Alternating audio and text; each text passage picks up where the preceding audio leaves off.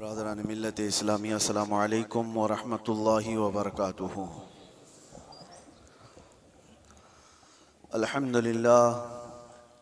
अल्हम्दुलिल्लाहिल हन्नानिल mannan अल्लज़ी खलक़ल इंसान व अल्लमहुल बयान वस्सलातु वस्सलामु अला रसूलिही सय्यिदिल इंसी वल जान व अला आलिही व अस्हाबिही ज़विल खैरि वल इहसान अम्मा बअद फ़अऊज़ु बिल्लाहि मिनश शैतानिर रजीम बिस्मिल्लाहिर रहमानिर रहीम। अल-यौम अकमलतु लकुम दीनकुम व अतममतु अलैकुम निअमती व रज़ीतु लकुमुल इस्लाम दीना। सदक़ल्लाहु मौलाना अज़ीम। बारगाह रिसालत मुआब सल्लल्लाहु अलैहि वसल्लम में दुरूद पाक का हदिया पेश करें। अल्लाहुम्मा सल्लि अला सय्यिदिना मुहम्मदिन मअदनिल जूदि वल करम व आलिहि व अस्हाबिहिल किराम व इब्निहिल करीम व बारिक व सल्लिम सलातन दाइमतन सरमदन अबदा। अल्लाह अज़्ज़ा वजल का महबूब और प्यारा दीन इस्लाम, जिसके मुतालिक कुरान में अल्लाह फरमाता है मैं तुम्हें इस्लाम देकर राज़ी हुआ। एक ऐसा निज़ाम हमें दिया गया जिसमें कोई शोशा खाली नहीं छोड़ा गया। किसी भी बाप का, किसी भी हिस्से का, जिंदगी के किसी गोशे को तशना नहीं छोड़ा गया है। आज मैं चंद अहम बातें आपके सामने रखता हूं कंपैरिजन के तौर पर कि दुनिया जब से आबाद है जंगों का एक सिलसिला चलता रहा है, इंसानों में आपस में लड़ाइयां होती रही हैं, लेकिन तारीख उठाकर देखें तो तकरीबन सारी लड़ाइयों के पीछे जो रीज़न है, जो सबब है, जंग किस मकसद से हुआ करती थी, तो उन मकासद में अगर आप गौर करेंगे तो सबका एक हासिल हुआ करता था, तख्त को हासिल करना, हुकूमत को हासिल करना, या माल हासिल करना, या हसीन औरतों को गुलाम बनाना, बांदी बनाना। ये दुनिया का निज़ाम रहा है, इसीलिए जंगें हुआ करती थी। या अगर ये चीज़ें ना हो तो फिर इंसान की जो अंदर की गैरत है, तकब्बुर है, गुरूर है, वो चीज़ उसे जंग करने पर आमादा करती थी। बस यही रीज़न है, बाकी कुछ नहीं मिलेगा। आप एक कबीले की दूसरे कबीले से, एक खानदान की दूसरे खानदान से, एक मुल्क की दूसरे मुल्क से लड़ाइयां हैं, तो उन लड़ाइयों में, उन जंगों में आप रीज़न तलाश करेंगे सबब के किस बुनियाद पर है। तो या तो वो ज़मीन का हासिल करना है, टुकड़े को हासिल करना है, या तो फिर उस इलाके के ज़रख़ीज़ हिस्सों के ऊपर अपना कब्ज़ा जमाना है, या तो फिर वहाँ के लोगों को ग़ुलाम बनाकर अपने अंडर में रखना है। यही सारी चीजें हैं पूरी दुनिया में, पहले से यही चलता आ रहा है। और लगभग आज भी अगर आप दुनिया पर नजर डालेंगे तो यहां पर भी जंगों का एक मकसद यही दिखेगा आपको। हाँ, या तो फिर कोई अपने आप को दादा कहे, बाबा कहे, कोई अपने आप को सुपर पावर कहे और उसके बाद फिर दूसरों को मनवाने की बात कहे कि मेरी हर बात तुम्हें माननी पड़ेगी। दूसरा नहीं मानेगा, अगर आंख भी दिखाया तो फिर जंग हो जाएगी। अगर वो कमजोर है, गरीब है, तो फिर जंग हो जाएगी। लेकिन यहां पर भी मकसद जंग का यही है। पूरी दुनिया में तन्हा इस्लाम के मुतालिक मैं आपको बताऊं, इस्लाम में जो जंगें हुई, गज़वात हुए सहाबा के और दूसरों के दरमियान, वहां क्या मकसद रहा, क्या रीजन रहा। हज़रत रबिया बिन आमिर रदी अल्लाह ताला अन्हु हुज़ूर सल्लल्लाहु ताला अलैहि वसल्लम के तर्जुमान हैं, एम्बेसडर हैं। जब वो ईरान में गए थे वहाँ के बादशाह के पास पैगाम लेकर इस्लाम का, तो आपसे पूछा गया था कि आप लोग क्यों ये पैगाम पहुँचाना चाहते हैं हर जगह, और क्यों लड़ना चाहते हो या मुकाबला करना चाहते हो। आपने कहा हमारे आका सल्लल्लाहु ताला अलैहि वसल्लम का फरमान आलीशान है, ला ततमन्नौ लिक़ा अदुव्विकुम, दुश्मन से मुठभीड़ होने की, जंग करने की तमन्ना भी मत करो, जंग करने की ख्वाहिश मत रखो। लेकिन हम पैगाम अमन और पैगाम इस्लाम फैलाते हैं, इसलिए अब रीजन सुनो, सबब सुनो, इस्लाम किस लिए फैला। हज़रत रबिया बिन आमिर कहते हैं कि हमारा सिर्फ एक मकसद है कि इंसानों को इंसानों की गुलामी से निकालकर खालिक की आप बंदगी में लगा दें, अल्लाह की बंदगी में और उसकी इबादत में लगा दें। हमारा मकसद ये है इंसान इंसान का गुलाम ना रहे। हर दौर में यही चलता आ रहा है। और आप शुरू के दिनों में जो गुलामों के मामलात इस्लाम के मसाइल में भी अगर पढ़ते हैं तो यूं नहीं है कि इस्लाम ने गुलामी को बढ़ावा दिया है, बल्कि इस्लाम धीरे धीरे धीरे गुलामी को खत्म कर दिया।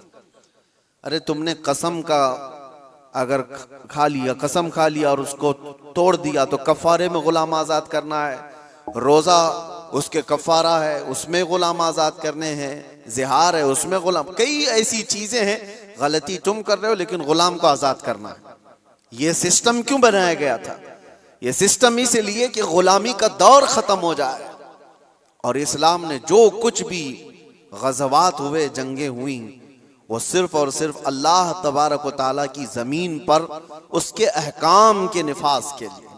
दूसरा रीजन उन्होंने बताया था कि जब कभी जंग करने का हुक्म हमें उस वक्त तक नहीं है जब तक किसी कौम के ऊपर कोई ऐसा जालिम आ जाए जो वहां के लोगों का जीना धोबर कर चुका हो, उनको सांस लेने की भी दिक्कत आ गई हो, तो फिर इस्लाम कहता है कि अल्लाह तबारक व तआला की मखलूक को आसानी पहुंचाने के लिए और जालिमों से नजात दिलाने के लिए फिर उसके लिए जंग होगी।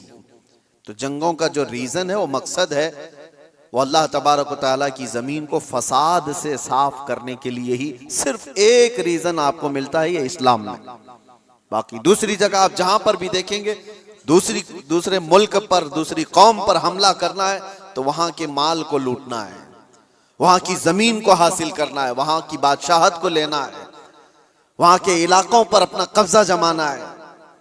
अगर इलाकों पर कब्जा जमाना ही होता हर जंग करने के बाद, तो आपको मैं बताऊं खालिद बिन वलीद ने 125 जंगें लड़ी, 125 जंगें लड़ी और कई इलाके फतह किए। क्या हर इलाके को फतह करने के बाद खालिद बिन वलीद ने अपनी बादशाही का ऐलान कर दिया कि आज के बाद से इस इलाके का मालिक मैं हूं, इस इलाके का बादशाह मैं हूं? नहीं। पूरी तारीख उठा करके आप देखें, कितने ऐसे सहाबा हैं जिनको सिपहसालार बना करके भेजा गया, उन्होंने इलाके के इलाके फतह किए, लेकिन अपनी बादशाही का ऐलान उन्होंने नहीं किया, बल्कि हमेशा से यूं ऐलान किया कि मैं रसूलुल्लाह सल्लल्लाहु तआला अलैहि वसल्लम के गुलामों का एक अदना गुलाम, और अमन के लिए इस जमीन को फसाद से साफ करने के लिए मैं यहां पर आया हूं। मोहम्मद बिन कासिम 19 साल की उम्र में हिंदुस्तान आया था। आपको पता है मोहम्मद बिन कासिम सबसे पहले 10,000 का लश्कर लेकर के जब आया था, वो भी हिंदुस्तान क्यों आया था? हिंदुस्तान में जुल्म इस तौर पर एक राजा दाहिर सिंह ने और उसके गुंडों ने कुछ औरतों को कब्जा में ले लिया जो हज के सफर पर जा रही थी, और औरतों का माल भी लूट लिया, उनको कैद में रख दिया गुंडों ने। उन औरतों ने गुहार लगाई। कुछ लोगों ने उन औरतों की ये बातें सुनी और अरब के उस वक्त के गवर्नर जो थे हज्जाज बिन यूसुफ के पास ये खबर सुना रहे थे। हज्जाज बिन यूसुफ का भतीजा मोहम्मद बिन कासिम 19 साल का, उसने ये खबर सुनी कि इतनी दूर कुछ औरतों पर कुछ जालिम गुंडे जुल्म कर रहे हैं। उसने वहीं से आवाज लगाई, लब्बैक या उख्ती, ऐ मेरी बहन मैं आ रहा हूं तेरी मदद के लिए। और उस जमाने में 4000 किलोमीटर का सफर करके आने वाला, जंगलों का सफर, दरियाओं का सफर, पहाड़ों का सफर, 10,000 का लश्कर लेकर एक जवान आया है। और फिर उस जमाने में मौजूद इन गुंडों और इन जालिमों को जो औरतों के हुकूक की पामाली कर रहे थे, ललकार करके कहा। फिर मुकाबला हुआ। 3 दिन तक ये लड़ाई चली थी। उसके बाद वो सारे गिरफ्तार हुए और राजा की भी गद्दी चली गई, तख्त चला गया, सब खत्म हो गया। एक 19 साला लड़के ने अमन का परचम लहराया था। लेकिन रीजन क्या था, मकसद क्या था? जुल्म से इलाके को साफ करना। और उसके बाद एक बड़े पंडित हैं इलाहाबाद यूनिवर्सिटी के, वो रिसर्च स्कॉलर भी रहे, और लिखी हुई उस मौर्रिख की किताब में से आपको मैं बताऊं, मुसलमानों की लिखी हुई तारीख की बात नहीं कर रहा, पंडित ने लिखा है, हिंदू पंडित हैं, उन्होंने लिखा कि मोहम्मद बिन कासिम जब आया तो उसने साफ ऐलान किया था, इस इलाके में रहने वाले जिसको जिस चीज पर अमल करना है वह आजाद है, कोई मेरा नौकर नहीं है, कोई मेरा गुलाम नहीं है। और अदल ऐसा कायम किया था कि पूरे इलाके वालों ने अपने सर आंखों पर उसको बिठा रखा था, 19 साल के जवान को, क्योंकि लोग राजाओं के जुल्म से तंग आ चुके थे। देखा था उन्होंने किस तरह से किसी की भी औरत को उठा करके अपने हरम सरा की जीनत बना दिया करते थे। लेकिन एक 19 साला जवान जब आया तो उसने अदल व इंसाफ ऐसा कायम करके दिखाया था, हर एक ने अपनी बाहें फैला करके उसका इस्तकबाल किया था। ये हिंदू पंडित की किताब में लिखा हुआ मौजूद है, अपने नहीं दूसरों ने इस अदल और इंसाफ के मुतालिक लिखा है। इस्लाम का रीजन ये रहा है मेरे अजीजों, दुनिया हजार प्रोपेगेंडा फैलाए, आज तारीख के ऊपर तुम कितने धब्बे डाल करके छुपाओगे। अगर पीछे जाओ अरब की जाहिलियत में अगर जंगें देखेंगे आप, अल्लाह की पनाह, जो मशहूर जंगें हैं वहां की, हर बसूस एक नाम से जंग हुई जो 40 साल तक चलती रही। बनी बकर और बनी तगलब, ये 2 कबीले थे। इन कबीलों में हुआ क्या था, बनी बकर की ऊंटनी बनी तगलब के चरागाह में आ गई थी, ऊंटनी चरने के लिए आ गई गलती से, इस पर जंग शुरू हुई और 40 साल चली थी। कैसी जंग हुई थी दोनों कबीलों में, जब तक दोनों कबीलों के लोग खत्म ना हो गए, दोनों कबीलों की ऊंटनियां और घोड़े मर नहीं गए, तब तक ये जंग चलती रही। उसके अलावा और भी जंगें हैं, औस और खजरज की लड़ाई 120 साल तक चली थी। ये सिर्फ और सिर्फ गुरूर और तकब्बुर की बुनियाद पर चली हुई जंगें हैं। इलाके के इलाके उन्होंने खत्म कर दिए थे, नस्लें खत्म हो गई थी। नबी पाक सल्लल्लाहु ताला अलैहि वसल्लम के मदीने तैयबा आने तक औस और खजरज की लड़ाई चल रही थी। और अगर आप ये कहें ये अरबों की जिहालत और इनकी निहायत ही बदमाशी का हाल होगा, तो ऐसा नहीं है मेरे अजीजों। उस जमाने में ईरान का भी वही हाल था, रोम का भी वही हाल था। जब ये किसी इलाके पर काबिज होते, आपको पता है कि एक ईरानी बादशाह ने फिलिस्तीन पर हमला किया था तो 1,40,000 फिलिस्तीनियों को ज़बह कर दिया था। और रोम वाले क्या करते थे, रोम के ईसाई जब यहूदियों पर काबिज होते थे तो उनके यहां तो मशगला था। हजारों लोग जब जंग में कैदी बनकर के आते थे तो इंटरटेनमेंट के लिए रोजाना मैदान सजाए जाते थे, और उसमें बड़े बड़े जो पहलवान हैं, जो सिपह सालार हैं, वो अपनी तलवार का जौहर दिखाने के लिए इन कैदियों को एक साथ मारते थे। और ये मुकाबला होता था कि एक वार में कितनी गर्दनें उड़ा सकता है आदमी। ये रोमियों का मशगला था ही उनका। जब यहूदियों को कब्जे में ले लेते थे या कैदी बनाकर लाते थे तो एक एक तलवार के वार पर 10-10 लोगों की गर्दनें उड़ाना वो समझते थे बहादुरी का जौहर है। और कहीं पर उनको इस चीज का कोई अफसोस नहीं कि इंसान किस तरह काटे जाते हैं। एक तो आपको मैं बताऊं, बहुत मशहूर एक शख्स है जिसको डार्लिंग ऑफ ह्यूमन रेस कहा जाता है। तारीख में आप पढ़ लेना, इसने क्या किया है। तकरीबन 60,000 के करीब यहूदियों को कब्जे में लेकर एक बहुत बड़े इलाके में उनको बांध दिया और जंगल के खतरनाक दरिंदे ला करके उनके ऊपर छोड़ दिए गए थे। वो नोच नोच करके खाते थे और ये लोग तमाशा देख देख कर तालियां बजाते थे। ये इंसानों की जिंदगियों के साथ जो तमाशे होते रहते थे, ये ईगो, ये उनका तकब्बुर, ये उनका गुरूर, किसी मफतूह कौम पर, मगलूब कौम पर वो अपने गुस्से की तमाम चीजें निकाल दिया करते थे। जब कभी किसी पर काबिज हुए, बैतुल मुकद्दस को कितनी मर्तबा खून में नहलाया गया आपको पता है। टाइटस के जमाने में पूरे फिलिस्तीन में ऐसी जंग हुई थी कि घोड़ों के टाप पूरे खून से भर जाया करते थे। जब भी घोड़ा किसी भी गली में जाए खून के बगैर नहीं आता था। यह सब तारीख महफूज है, हमारी लिखी हुई नहीं, ये गैर मुस्लिमों की लिखी हुई तारीखें मौजूद हैं, जिन्होंने पूरी दुनिया में क्या तमाशे बनाए।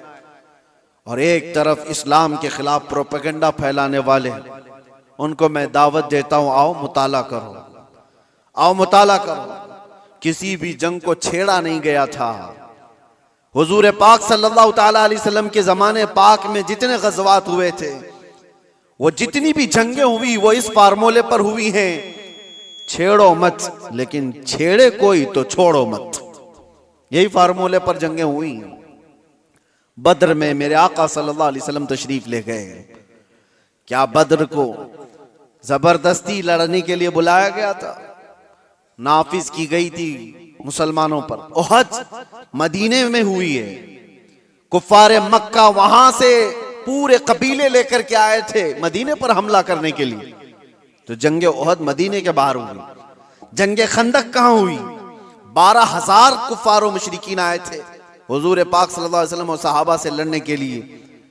और कहां पर? मदीने के बाहर ही लड़ाई हुई, गए नहीं थे, मदीने के आसपास हुई। ये सब जंगों के बाद, हर जंग का रीजन मैं आपको बताऊंगा, लेकिन जंगों के भी उसूल होते हैं। लेकिन दुनिया ये सिर्फ उसूल बताने के लिए कहती है, आज उस पर अमल कोई नहीं करता, अमल कोई नहीं करता। आप क्या समझते हैं ये जुल्म और बर्बरियत जो कुछ भी दुनिया में हुई किसी खास कौम के साथ है? सब कौमें इसमें मुलव्विस हैं, सब कौमें मुलव्विस हैं। हमारे यहाँ की कौमों के मुतालिक भी तारीख में आपको बताओ, हिंदुस्तान में भी क्या क्या होता रहा, कितनी बड़ी बड़ी जंगें हुई और कितने लोगों का कत्ले आम हुआ। राजाओं के, महाराजाओं के तख्त हासिल करने के लिए एक दूसरे की लड़ाइयों में कितने गिरजाघर तोड़े गए, कितने मंदिरों को तोड़ा गया, कितने माबदों को तोड़ा गया। ये सब चीजें तारीख में मौजूद है। लेकिन दुनिया इन सब से आंख बंद करके एक तरफ टारगेट की हुई है, सिर्फ इस्लाम, जबकि सबकी तारीखें भरी हुई। आपको अगर तारीख पढ़ना है तो आप उठा करके देखें किस राजे ने अपने तख्त बिछाने के लिए कितने लोगों को उस तख्त के नीचे दबाया है। आपको पता है ये जो पिरामिड्स बने थे उसके मुतालिक भी यही कहा जाता है। अहरामात मिस्र फराइना ने, वहां पर वो एक एक पत्थर पता नहीं कितने हजार किलो का है, इस तरह से वो जो बनाए गए उसमें हजारों ने, लाखों लोगों की लाशें खत्म हो गई हैं, कितने लाखों लोग मर गए उसमें। बादशाहों का निजाम यही रहा है, अपने हुसूल के लिए, अपने जाह के लिए, अपनी तलब के लिए इंसानों का कत्लेआम किया है, इंसानों का कत्लेआम किया। और जो वर्ल्ड वार फर्स्ट और वर्ल्ड वार सेकंड जो हुई, इसकी भी तारीख उठा करके आप पढ़ो, किस लिए जंगें हुई आपस में। ये तो ज्यादा दूर नहीं है ना, 1920 1940 के बीच में, ये ज्यादा दूर नहीं हुई, अभी 100 साल पहले की बात आपको बता रहा हूं। फर्स्ट वर्ल्ड वार और सेकंड वर्ल्ड वार में जो लोगों की मौतें हुई हैं, फर्स्ट में तकरीबन 3 करोड़ लोग मारे गए हैं। करोड़, 1 2 100 200 1000 2000 की बात नहीं कर रहा हूं, 3 करोड़। और सेकेंड वर्ल्ड वार में उससे भी ज्यादा लोग मारे गए, जख्मी हुए। ये सिर्फ और सिर्फ बादशाहों ने अपने तख्त के लिए, अपनी जमीनों के लिए लड़ाइयां लड़ी। और टोटल मेरे आका सल्लल्लाहु अलैहि वसल्लम ने अपनी जिंदगी पाक में 17 गज़वात में शिरकत फरमाई। कितने? 17 गज़वात में। और टोटल 17 गज़वात को मिलाएंगे तो 252 लोग मरे थे, इसके अलावा नहीं। 17 जंगों की जो लिस्ट बताई जाती है मेरे अजीजों, लेकिन फिर भी दुनिया को एतराज है इस्लामी जंगों से। आपको मैं बताऊं, जंगों के उसूल होते हैं, उसलूब होते हैं, तरीक़ेकार होते हैं, लेकिन किसी ने अमल नहीं करना है उस पर। गुआंतानामो बे जेल के मुतालिक सुना होगा, अबू गुरैब जेल के मुतालिक आपने सुना होगा, अमेरिकी लोगों ने जो इराक जंग के बाद वहां के कैदियों के साथ सलूक किया है। यह हमने नहीं है, ह्यूमन राइट्स की तंजीमों ने लिखा है, इसको तारीख में मौजूद है। कैदियों को लिटा करके उनके ऊपर कुत्ते छोड़ दिए जाते थे, कैदियों को बांध करके उनके मुंह पर पेशाब किया जाता था और उनको गलाजत खाने पर मजबूर किया जाता। इंसानियत से गिरे हुए हरकतें। एक जालिम जब नशा के गुरूर में आता है तो ऐसी हरकतें करता है, लेकिन जिसके सीने में ईमान हो वो क्या करता है? अल्लाहु अकबर। मेरे अजीजों, मुहम्मदुर रसूलुल्लाह सल्लल्लाहु तआला अलैहि वसल्लम के पाए अक़दस पर मैं तुम्हें लेकर चलता हूं। ये वो वक्त है जब अल्लाह के हबीब सल्लल्लाहु तआला अलैहि वसल्लम का पैगाम दुनिया में बहुत दूर तक जा चुका था। यमन, इराक, शाम, मिस्र, हर जगह पहुंच चुका था और 1,20,000 सहाबा उस वक्त मौजूद थे जब नबी पाक सल्लल्लाहु तआला अलैहि वसल्लम की कुव्वत का आलम था, गलबे का वक्त था। मक्का भी फतह हो चुका था, मदीने के आसपास का इलाका इस्लाम के परचम से लहरा रहा था। ये वो दौर की बात नहीं कर रहा हूं मैं जब कुफारे मक्का से बच करके रहना पड़ता था, छुप करके तबलीग करनी पड़ती थी। उस दौर की बात नहीं कर रहा हूं, गलबे के वक्त की बात कर रहा हूं। ये हुजूर पाक की जाहिरी जिंदगी का आखिरी साल है जब मेरे आका सल्लल्लाहु अलैहि वसल्लम हज करके वापस तशरीफ लाए थे और बीमार थे। उस वक्त जब नबी करम सल्लल्लाहु तआला अलैहि वसल्लम के नाम का चर्चा कैसर और किसरा के जिस्मों में कपकपी तारी कर देता था, हजारों फौजें थरथराती थी, गलबे का वक्त था। उस वक्त नबी पाक सल्लल्लाहु अलैहि वसल्लम मस्जिद नबवी शरीफ में बैठे हैं और अपने सहाबा से कहते हैं, कोई है इसमें जिस पर मेरा कोई हक बाकी है तो मुझसे ले सकता है? कोई है जिस पर मेरा कोई हक बाकी है तो वो सवाल करे, मैं देने को तैयार हूं। मेरे अजीजों, कौन कहेगा ये? गलबे के वक्त, ताकत के वक्त, जब पावर में आ जाए कोई पूछ करके दिखाए किसी पर कुछ बाकी है तो ये रसूलुल्लाह की शान है। और ऐसा नहीं मेरे अजीजों के ये जुमले हैं जो आज के जलील सियासी लोगों के होते हैं। हुजूर ने जब ये फरमाया तो एक सहाबी खड़े हो गए, कहा मेरा आपके ऊपर एक हक बाकी है, आपके ऊपर मेरा एक हक बाकी है या रसूल अल्लाह। सबकी गर्दनें ऊंची हो गई, देखते रह गए उनको, कौन है ये?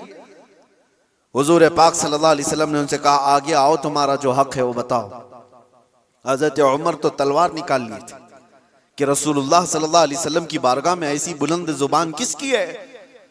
लेकिन उस सहाबी ने कहा, एक मर्तबा जंग में जा रहे थे, सफों की तरतीब दे रहे थे, मैं थोड़ा सा आगे आ गया था, आपने छड़ी से मुझे मारा था, मैं वो बदला लेना चाहता हूं। अल्लाहु अकबर। हक इतना भी होता है मेरे अजीजों।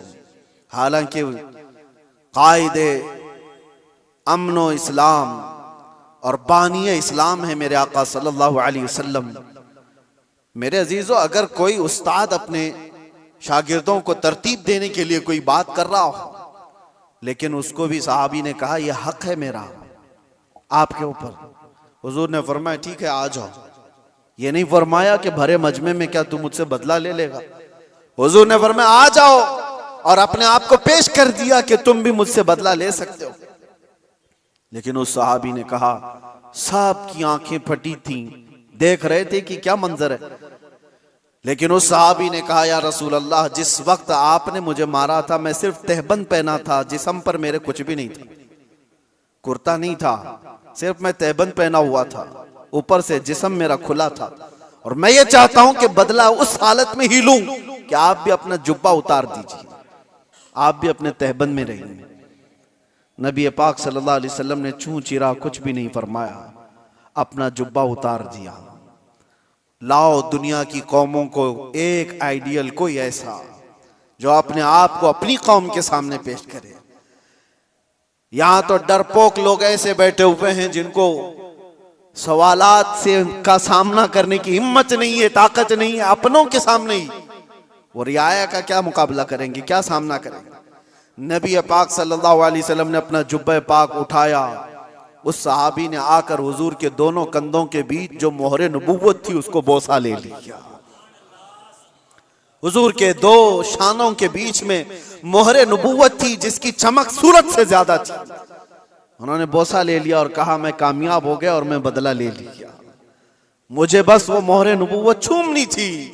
लेकिन मेरे अजीजों, वो सहाबी का अपना तरीका था, लेकिन रसूल पाक सल्लल्लाहु अलैहि वसल्लम ने अपने आप को पेश तो कर ही दिया, अपने आप को पेश तो कर दिया। और जंगों के हालात के मुतालिक आपको मैं बताऊं, बद्र के वो 70 कैदी जिनको गिरफ्तार करके मदीने लाया गया था, लोग तो कह रहे थे इनको मार दिया जाए, इनको जला दिया जाए, इनको काट दिया जाए। नबी पाक सल्लल्लाहु ताला अलैहि वसल्लम ने एक भी कैदी को कत्ल करने का हुक्म नहीं दिया। कहा कि गिरफ्तार हुए, तलवार हम पर उठाए थे इसलिए आज ये कैदी हैं, आज ये हम पर, क्योंकि अगर गलबा पाते तो हमको मार देते। उसूल तो यही है, आज ये कब्जे में आए।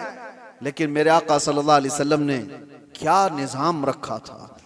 उन कैदियों को पूछा गया, तुम में से अगर कोई हुनर जानता है, कोई फन जानता है, कोई कलाकारी आती है तो आओ मेरे 10 सहाबा को वो हुनर सिखाओ, तुम आजाद हो जाओ। ये दुनिया में पहला ऐसा मंजर है कि जंग में कैदी जो गिरफ्तार होकर के आए उनको ये ऑप्शन रखा गया, माल नहीं है तुम्हारे पास फिदिया देने के लिए, कुछ नहीं है, लेकिन कोई हुनर जानते हो तो 10 सहाबा को वो हुनर सिखाओ, तुम आजाद हो जाओ। है कोई दुनिया में इस तरह आजाद करने वाला? मुझे बताओ। जिंदगियां सड़ गई मेरे अजीजों। मैं जानता हूं कुछ ऐसे लोगों को जो 40-40 साल तक कैद में रहे, लेकिन किसी को उन पर रहम नहीं, जिंदगियां खत्म हो गई, ना अफ़्व दरगुजर का कोई निजाम है, कोई सिस्टम नहीं है इंसानों को माफ करने का। ये तो रसूल मुख्तार सल्लल्लाहु ताला अलैहि वसल्लम है। यहां तक कि मेरे अजीजों, इस्लाम लाने के बाद मेरे आका सल्लल्लाहु अलैहि वसल्लम ने फरमाया कि उसको उसके पिछले कामों की आर न दिलाई जाए, और यह भी फरमाया अगर किसी ने किसी गुनाह से तौबा कर लिया तो उसको पिछले गुनाहों की आर न दिलाई जाए। अल्लाह के हबीब सल्लल्लाहु ताला अलैहि वसल्लम के यहाँ अफ़्व दरगुजर का, माफ करने का इतना ज्यादा सिस्टम मिलता है। तो जंगों के जो हालात में आज आपको बता रहा हूं, दुनिया किसी भी हद तक गिर सकती है और गिर रही है, मगर निजाम इस्लाम ये है कि अगर जंग भी हुई है या कहीं पर लड़ाइयां हुई हैं तो सिर्फ अमन कायम करने के लिए, फसाद को जमीन से खत्म करने के लिए। जिस तरह से डॉक्टर इंजेक्शन मारता है तो ये नहीं है कि तुम्हें सुई चुभा करके दर्द देना चाहता है, इस बज़्म में मकसूद है इस्लाह मफासिद। नश्तर जो लगाता है वो दुश्मन नहीं होता।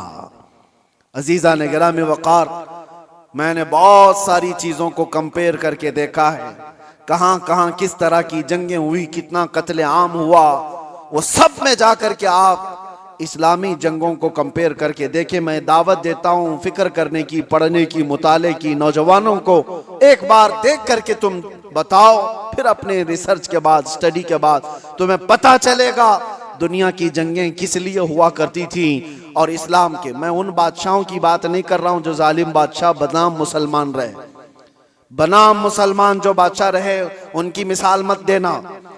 हाँ, मैं उन लोगों की बात कर रहा हूं जिसमें अबू बकर सिद्दीक आते हैं, मैं उनकी बात कर रहा हूं जिसमें उमर फारूक आते हैं, मैं उनकी बात कर रहा हूं जिसमें उस्मान गनी और हैदर कर्रार आते हैं, मैं उन लोगों की बात कर रहा हूं जिसमें उमर इब्न अब्दुल अजीज आते हैं रिदवानुल्लाह ताला अलैहिम अजमाइन, जिन्होंने रसूलुल्लाह सल्लल्लाहु ताला अलैहि वसल्लम के मुकम्मल मिशन को नाफिज किया है। मैं उनकी बात कर रहा हूं, मिसाल ला करके दिखाओ। हाँ, अगर जालिम बादशाहों की कुछ तुम्हें इक्का दुक्का मिसालें मिलती हैं तो मैं उसको इस्लामी मिसाल नहीं समझता। इस्लाम से जिसका ताल्लुक होगा वो जुल्म और बर्बरियत नहीं करेगा। और दूसरी बात आखिरी मैं आपको बताऊं, ये दौर भी वही है, पहले का दौर भी ये चलता आ रहा है। दुश्मनों के साथ मुकाबला करने के लिए जवां मर्दी के साथ मुकाबला करो, जो इस्लाम ने बताया। आमने सामने मुकाबले होते रहे, लेकिन पहले से मैंने देखा है, सिर्फ और सिर्फ इस्लाम को छोड़कर मैं बात कर रहा हूं, दुनिया की सारी कौमें दुश्मन को हराने के लिए, मुकाबला करने के लिए जिन चीजों का इस्तेमाल करती आ रही है वो जलील चीजें, दो चीजें, दौलत और औरत। वो अपनी बेटियों को तक दुश्मन के घर भेजने पर राजी हो जाते। कितनी ऐसी मिसालें आपको बताऊं। लेकिन इस्लाम ने कभी इस चीज को न जायज करार दिया और न ही कभी ऐसे काम को प्रमोट किया कि कोई अपनी बेटी, क्या अपने गुलाम की बेटी को भी किसी दुश्मन के घर की जीनत बनने नहीं दे सकता, चाहे वो जंग के हालात में ही क्यों ना हो। जंग के हालात में क्यों ना, सुल्तान सलाहुद्दीन अय्यूबी के कितने सिपह सालारों को खरीदने के लिए सलीबियों ने अपनी बेटियां भेजी, कितनी बेटियां भेजी। वो वफादार खवातीन आती थी उनकी, और यहां पर वरगला करके अपने दामे फरेब में फंसाने के लिए हर मुमकिन कोशिश करती रही। सिपाहियों में शहवत को फैलाना सुल्तान तक पहुंच गई। आज भी कई बादशाहों के हरम सराओं की जीनत बनी हुई हैं दूसरों की बेटियां। ये जमाने में हर कौम अपनाती आई है, लेकिन इस्लाम ने कभी इसको प्रमोट नहीं किया, कभी नहीं। बल्कि सिद्दीक अकबर रदी अल्लाह ताला अन्हु के जमाने में एक यहूदी खातून आई और कहा मैं मदीने छोड़कर यमन जाना चाहती हूँ। यहूदी औरत थी, कहा मुझे घुटन महसूस हो रही है, मैं यमन जाना चाहती हूँ। सिद्दीक अकबर ने कहा कोई बात नहीं। 2 जवान सहाबा को उस खातून के साथ कर दिया और कहा इसको यमन तक सही सलामत छोड़ के आना, और उसको ऊंटनी पर सवार किया गया। 2 नौजवान सहाबी, यहूदी औरत है, मुसलमान औरत की बात नहीं कर रहा हूं, उसको यमन तक लेकर के गए। जहां जहां चेकिंग पॉइंट आती थी, लोग पूछते कौन है, कहां से आ रहा है, ये दोनों जवान जवाब देते खलीफा इस्लाम सिद्दीक अकबर की कोई मेहमान है, यमन जा रही है। कोई सर उठाकर नहीं देखता था। वो खातून यमन पहुंचती है और उसके बाद सारे लोगों को, अपने कबीले को, खानदान को जमा करके कहती है मैं तो वहां से ये सोच करके आ रही थी कि ये मुसलमान वहशी होंगे, हमारी इज्जतों पर हमला करेंगे, मगर पूरे सफर में मैंने 2 जवानों को देखा, एक बार भी नजर उठाकर देखने को तैयार नहीं। मैं गवाही देती हूं कि इस्लाम सच्चा है और मदीना ही पुरअमन है। मैं वापस जाती हूं उसी हरम में जहां रसूलुल्लाह ने अमन के पैगाम पहुंचाए थे। ये बेटियों की हिफाजत के लिए, आपको पता है औरंगजेब औरंगजेब औरंगजेब, आज दुनिया भर में ये जो एक छवि को खराब करने की कोशिश की जाती है, तारीख को तोड़ मरोड़ कर बताने की, आपको पता है। आप तारीख देखें, मैं औरंगजेब की पूरी तारीख बताने के लिए नहीं खड़ा हूं, लेकिन एक चीज मिलती है, बनारस में एक पंडित के घर एक लड़की थी, जवान लड़की, और जब वो जवान हुई तो बनारस में उस वक्त जो गवर्नर था, कोतवाल था शायद, उसका नाम इब्राहिम कुछ था, मुसलमान था, अय्याश किस्म का था। लड़कियों के ऊपर डोरे डालना, उनको पकड़ना, उनको अपने हरम में जीनत बनाना, ये उसके काम थे। अब ये खूबसूरत जवान लड़की पर वो फिदा हो गया, आशिक हो गया, और उसने किसी भी तरह से इस लड़की को हासिल करने के लिए एड़ी चोटी का जोर लगाया। और आखिर में आकर के हुआ ये कि उसके घर के अतराफ हिसार हो जाता था, घेराबंदी। फिर पंडित मजबूर हो गया, अपनी बेटी से कहा कि चलो, जब वो बड़ा आदमी है तो उसके आगे हम लोग कुछ नहीं कर सकते, बेटी तुम चले जाओ, तैयार हो जाओ। वो चाहता है तुमसे शादी करने के लिए। लड़की को इस चीज की बिल्कुल भी रजामंदी नहीं थी। उसने कहा कि मुझे थोड़ा वक्त दे दीजिए। वो एक उस वक्त सवारी लेती बनारस से, तारीख में मौजूद है, और उसने उसी वक्त दिल्ली का सफर इख्तियार किया जहां औरंगजेब आलमगीर जामा मस्जिद में हुआ करते थे। जुमा का दिन था। ये खातून मर्दाना लिबास पहन करके गई, लड़कों का लिबास पहन करके। जब बादशाह इस्लाम उस वक्त के सुल्तान निकल रहे हैं और लोगों से उनकी हाजतें पूछ रहे हैं, उसी वक्त ये लड़की खड़ी थी। औरंगजेब ने अपनी चादर उठा करके दे दी और कहा बेटी, इस लिबास में तुम्हें अच्छा नहीं लगता, तुम अपना चेहरा ढाक लो, तुम अपना सर ढाक लो, और तुम्हारी क्या हाजत है। तो उसने कहा कि मेरी हाजत कुछ तवील है, मैं आपको तनाई में सुनाना चाहती हूँ। बुला लिया। दौलत कदे पर वो खातून आई, जवान लड़की, और उसने वाकया सुना दिया कि आपका भेजा हुआ गवर्नर, आपका भेजा हुआ कोतवाल इस तरह से लड़कियों की इज्जत पर हमला करता है, और मेरे घर पर भी अब उसकी नजर है और मुझे अपनी हरम की जीनत बनाना चाहता है। तो औरंगजेब ने कहा कि ठीक है, वापस जाओ, तुम्हारे बाप से कहो शादी की तैयारियां कर लें। वो लड़की मायूस हो गई, जिस चीज के लिए मैं बनारस से दिल्ली का सफर करके आई थी, बादशाह भी यही कह रहा है, लेकिन एक दिल में हो एक आस थी कि बादशाह ने मुझे बेटी कहकर पुकारा। वापस वो आई, अपने बाप से कहा बादशाह ने तो ये कहा। बाप ने कहा कि बेटा अब कहाँ इंसाफ है, तुम तैयारी कर लो। डोली सज गई और शादी का दिन भी आ गया। वो जालिम अय्याश कोतवाल अपने सिपाहियों समेत इसकी डोली उठाने के लिए आया और रास्ते भर में लोगों पर लुटाते हुए जा रहा था। और जैसे ही बीच रास्ते में पहुंचा, एक फकीर आया और उसको कहा कि मुझे भी कुछ लुटाना चाहते हो? उसने कहा नीचे जितनी गिरी हुई हैं वो सब उठा ले। उस फकीर ने उसको बग्गी से नीचे खींच लिया। तो जैसे ही नीचे खींचा, ये कोतवाल जल्लादों से पुकार कर कहा कि कौन फकीर है जो बदतमीजी कर रहा है, तुम सबके सब आ जाओ। फकीर अपना जुब्बा उठाता है तो वह औरंगजेब वहां पर खड़ा है। कहा वालिए हिंदुस्तान आलमगीर तेरे सामने खड़ा है, और क्या तुझे इस काम के लिए इस शहर भेजा गया था कि तू रोज अपनी हरम सराओं में नई लड़कियों को जीनत बनाए अपनी बिस्तर का? और उसके बाद उसी वक्त उसकी सारी चीजें छीन ली गई, फिर उसको घोड़े के पैरों पर बांधकर खींचा गया। उस लड़की की बारात जो निकली थी बगैर किसी छूत के, बगैर किसी छुए, इज्जत के साथ डोली को वापस उसके घर पहुंचाया गया और उसको कैद में जल्लादों के हवाले कर दिया गया। कोतवाल को जो जालिम था, अय्याश था। अब जब लड़की बाहर आई तो उसने औरंगजेब से कहा मेरे घर चले। घर आए, या आपको तारीख की सच्चाइयां मैं बता रहा हूं। औरंगजेब ने जाते ही कहा कि मुझे 2 रकात नमाज पढ़ने दे दो। 2 रकात नमाज पढ़ने के लिए, ये किसी और का घर नहीं, एक पंडित का घर है। नमाज पढ़ने के लिए जगह दी, नमाज पढ़ा। औरंगजेब ने कहा फौरन मुझे पानी दो, शिद्दत की प्यास लगी है।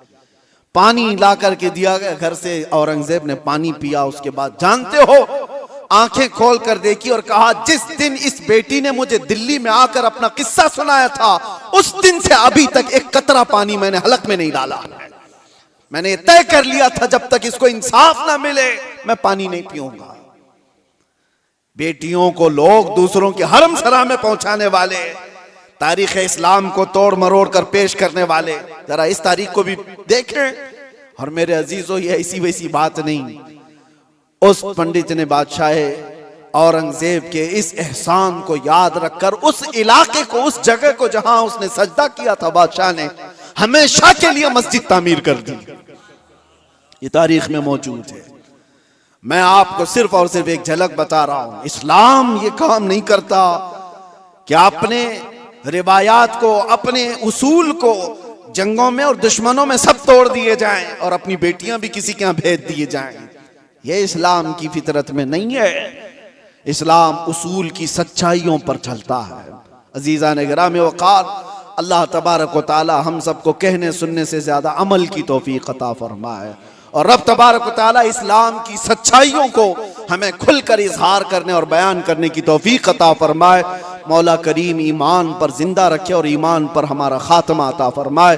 व आखिर दावाना अनिल हम्दुलिल्लाहि रब्बिल आलमीन। अस्सलामु अलैकुम।